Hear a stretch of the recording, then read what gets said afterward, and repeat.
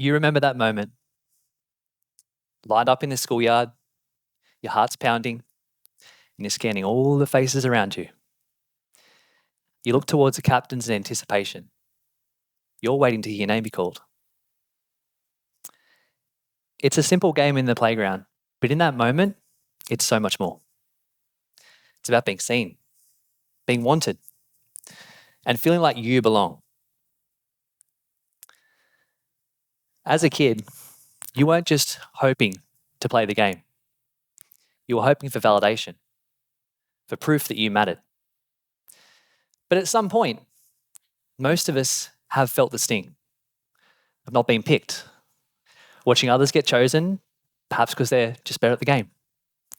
But often, they're more liked. See, the truth is, early experiences like this shape the way that we see ourselves even years later. This feeling of being left out or being unseen, it echoes into our adult lives, affecting the way we show up, how we communicate, and how we seek connection. This fear of standing on the line, on the hook and isolated, drives many of us to spend our precious time and energy seeking validation rather than investing into our own value and discovering where that lies. When you live in that space and in that fear, it controls and directs you. You wind up saying yes when you wish you were saying no. You hold back on voicing what matters, silencing yourself, your best ideas, and all that stuff in the process. Enough time in that space, it becomes a self-fulfilling prophecy. Because the way that you perceive and understand yourself shapes the way that others end up perceiving and feeling about you. When you take off the weight vest of self-doubt and release the pressure valve that's built up from seeking validation and shift your mind state, you start moving toward living up to your value and you start to feel more alive, which makes you a better version of yourself. This is a simple model that I developed for inspired individuals and organizations to help enhance their self-leadership. We don't have time to go through the whole model today, but we are going to zone in on likability. My vision is to shift you from seeking validation toward feeling and connecting to your authentic value. To do this, we're going to be diving deep into some insights on likability today. But first, I have something personal I want to ask you. Do you know why you want to be liked? Socrates famously said that the unexamined life is not worth living, urging us to seek self-awareness and to understand our limits. When he famously stated,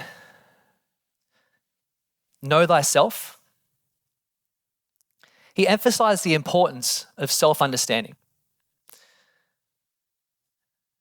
At our core, we are social beings, biologically driven to connect. Our own need to be liked isn't just personal preference. It's hardwired into us for success and survival as a species. You don't just wake up in the morning and go, "Oh, I want to be liked because it's cool, it's fun, it's something to do today." The Paleolympic brain drives our instinctual behaviors just like it did for our ancestors. Back then, being liked meant being part of the group, which ensured us safety, food, and a chance to reproduce. Despite our modern lives today looking vastly different, our brains haven't changed too much. They still run on the same survival software, equating social acceptance with security. So wouldn't it be nice if it was just that simple, right? We'll just do what it takes to be liked and we're all good. There's a catch. In fact, there's a paradox, a tension that exists in all of us, and it could be pushing people away from you. I want you thinking about the want to be liked versus the need to be liked. See, the more that you try to be liked, often the less likable and influential that you are. And yet, that need to be liked that we just covered, it still remains. Seems like I've got a bit of a paradox here, a bit of a stick situation. Let's dive deeper into this. When I was in high school, I was painfully insecure. My 2 front teeth grew out sideways, literally front facing towards each other rather than out. It was a real confidence booster. I was also asked once if I could eat an apple through a tennis racket. I also had this stupid red sun visor with my hair jawed up right through the middle of it.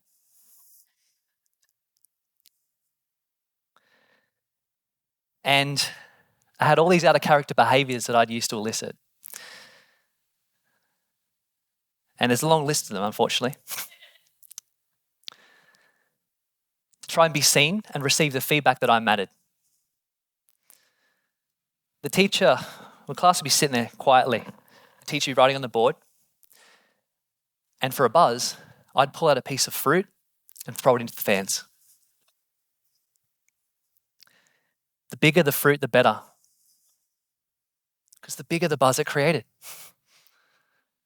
You know the truth though?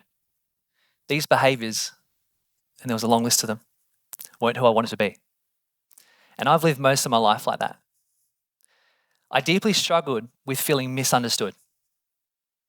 And I tried harder and harder to fit in, being someone I wasn't. I held on to a lot of shame and believed these behaviours were necessary in order for me to be liked. Looking back, terrible strategy. Now, some of you are going to be perhaps resonating with what I'm saying here, but I also wanted to jot you through a couple of other ways this excessive need to be liked shows itself. Maybe you can hear yourself in some of them. You're constantly checking social media. You're self-silencing in group or social settings. You're overly nice rather than being kind and assertive. You struggle to set boundaries or perhaps to even just say no. You feel the need to over-explain yourself. You often find yourself interrupting other people, maybe speaking over the top of them. You use humour or sarcasm at inappropriate times. And when people share their story or share a part of themselves, maybe their ideas, you come back with your bigger and better story. Then you'll find yourself reflecting. Maybe it's at the end of the day, you're laying down in bed at night, replaying these social interactions and anything throughout the day. What was I thinking? I hope they don't think I was weird. Should I say sorry? Or I hope they don't think I'm X, Y, Z. Bring on the nighttime anxieties, chronic stress, insomnia and fatigue. Now, what's interesting, when we're engaging with any of these validation-seeking patterns of behaviour that aren't just limited to what I just listed, what you're hoping to be true is that you're becoming more likable. But the truth of the paradox is that you're often becoming more repellent. You see, these behaviours are rooted in insecurity and fear. And how you present yourself sends a signal to those around you. And what you're providing to others is a mental shortcut for determining your value. When you project insecurity, you're shortcutting others to subconsciously assume that you're not sure of your own value. And that there must be a reason you haven't been chosen or picked, aka you're still trying to seek validation. But when you begin to, on the other hand, when you feel grounded and self-assured, you project this sense of worth and ease from within, which naturally portrays you as valuable. And when you begin to communicate from a place of genuine inner likability, and what I refer to as a balanced frame in my work, you naturally start to stand out more powerfully. And you don't need a facade or coping mechanisms to support you. And it's this authenticity that sets you apart. It's a unique presence, and it puts you in a category of one. So let's talk about the key to resolving this tension. If that's what you want to do, depends if you want to stay stuck. This is about moving from validation into really knowing and embracing your own value. And how we resolve this truly lies in the awareness of becoming truly aware of when validation and the need to be liked presents itself. This awareness is the very first step in transforming how you respond to those moments. I want you to think about your breath, right? You don't wake up in the morning and remind yourself to breathe. It just happens. The moment you bring an awareness to it, you notice its rhythm. You notice the inhale, the exhale, the flow of air in and out, sustaining your life. Suddenly, something that is automatic has become something you can control, simply because you noticed it. The same is true of this desire that we have to be liked. This instinctual part of being human that often runs involuntarily in the background. It's like a reflex to fit in and gain approval. The moment you notice this automatic need for approval is the moment you get control. And this is the powerful part. You open up the choice. It's a ticket that you get through awareness. And you're able to see it, orientate yourself differently, and then get control of it. And once you do, you turn it into something much more intentional. That's part one. So once you've caught yourself out, oh, I'm seeking validation again. There's that pattern. We've got the awareness. Now it becomes, how do I make a change? The next step could be to apply something I call the rubber band theory.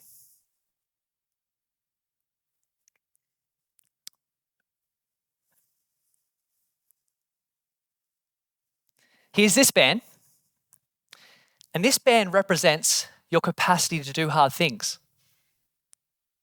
To move out of seeking validation and to truly embracing and feeling your own inherent value, you need to do hard things.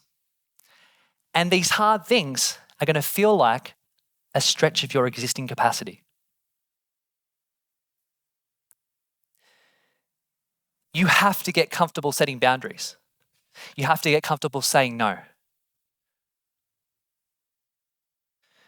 You have to release the need you have around other people feeling comfortable. You have to get comfortable with silence. And also get comfortable with voicing yourself, your passions, your curiosities, and your ideas unapologetically.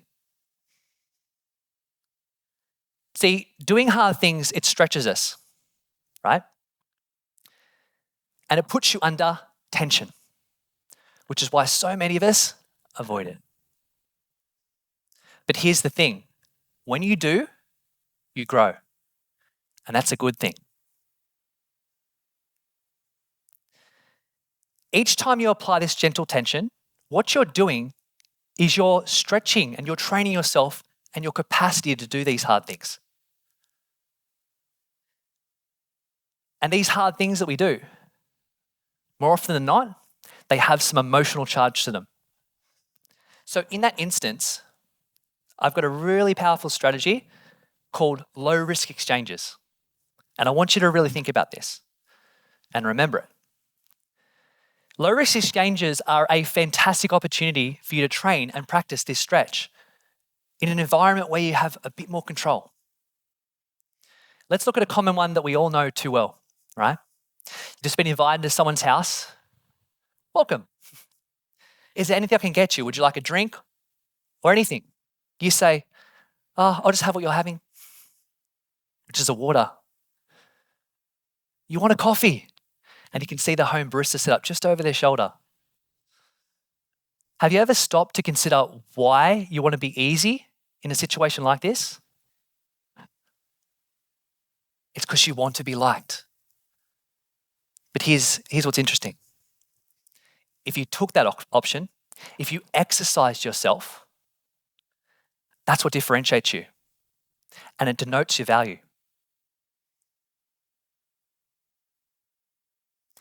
And what's funny is you're not going to get thrown out the house for asking, are you? Why do we do this? These low-risk exchanges are essential for building your tolerance and your capacity to do hard things. This is also your band of tolerance. And as you exercise this band of tolerance, you repeatedly engage in these situations, what you're going to do is you're going to start to strengthen your capacity to do these hard things. And over time, you're going to notice significant growth in your ability to move away from seeking validation, releasing need and insecure behavior patterns as you take on once high-risk scenarios that would otherwise completely overwhelmed you. In another life, I am a strength and conditioning coach. And there's a couple of principles I learned over the years that we can apply here. So when you're applying my rubber band theory to relationships, business, or life, just like in the gym, we need to have progressive overload. If one wants to build interpersonal skills or some form of a social quality, you have to make sure that you're putting the reps in your training. But each time you do, it's a little bit more than before. And there's specificity. You're going to get better at what you practice at. So you must make sure that if you want to be a good speaker, you have to start speaking, even if it's just to your dog at first. So you want to know how I went from eating an apple through a tennis racket to landing here on the TEDx stage? This was it. I trained my capacity. Every time I noticed my fear, I pulled my band out. You can too.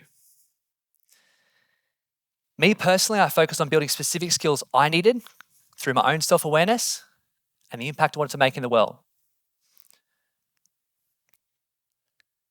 The most important thing I learned is when you least want to do it, when you're most anxious to do so, that's your moment. Anxiety is a feedback of change. Go for it. The reward is that you're going to climb the value ladder within yourself, and the outside world will take note. So I'll leave you the question. How much longer do you want to be stuck in this paradox of likability? How will it serve you to move from seeking validation to truly embracing your value? Will it allow you to break through your current success ceilings and make a more significant impact in the world? And the impact of this shift isn't limited to just you.